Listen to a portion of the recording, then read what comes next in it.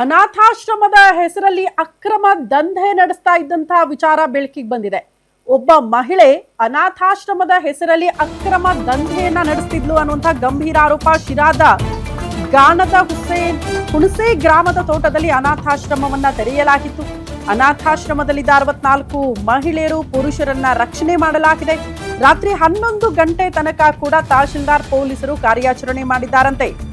ರಾತ್ರಿ 11 ಗಂಟೆ ತನಕ ಕಾರ್ಯಾಚರಣೆ ಆಗಿದ್ದು, ಅನಾಥಾಶ್ರಮದಲ್ಲಿ ಸಾರ್ವಜನಿಕರಿಗೆ ಪ್ರವೇಶವನ್ನ ಸಿಬ್ಬಂದಿ ನಿರ್ಬಂಧಿಸಿದ್ರು. ಮಹಿಳೆಯರನ್ನ ಕತ್ತಲೆ ಕೋಣೆಯಲ್ಲಿ ಕೂಡ್ ಹಾಕಿದ್ರಂತೆ ಕಾರ್ಮಿಕರು, ಅಂದ್ರೆ ಮಾಲೀಕರು. ಅನಾಥಾಶ್ರಮದಲ್ಲಿ ಮೃತಪಟ್ಟ ವ್ಯಕ್ತಿಯ ಮೃತದೇಹ ಬೇರೆಡೆ ಸಾಗಿಸಿರುವ ಆರೋಪ ಕೂಡ ಇದೆ.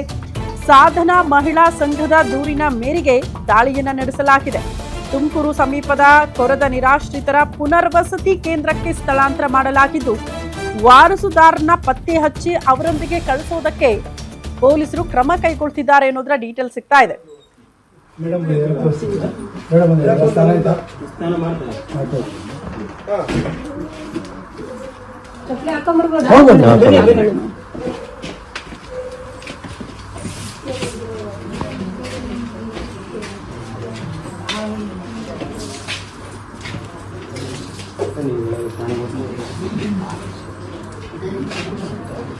ಒಬ್ಬೊಬ್ರಿಗೆ ಒಂದೊಂದು ಬೆಟ್ಟ.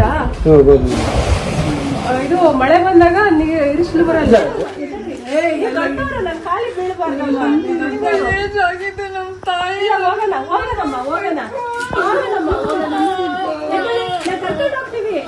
ಕರ್ಕೊಂಡು ಹೋಗ್ತೀವಿ ಎದ್ದೇಳಿ.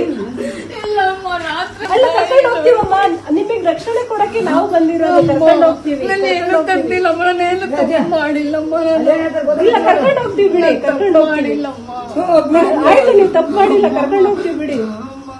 ತಪ್ಪು ಮಾಡಿಲ್ಲಮ್ಮ. ಆಯ್ತಮ್ಮ, ಕರ್ಕೊಂಡು ಮಾಡ್ಬಾರ್ದು. ಕೂತ್ಕೊಳ್ಳಿ, ಅದ್ರ ಮೇಲೆ ಕೂತ್ಕೊಳ್ಳಿ. ಇವಾಗ ನಾವು ಬಂದಿದೀವಲ್ವಾ, ಕೂತ್ಕೊಳ್ಳಿ. ಅಮ್ಮ ಇದೆ, ಅಮ್ಮ ನನಗೆ ಅಮ್ಮ ಇದೆ, ಅಮ್ಮ ಇದೆ.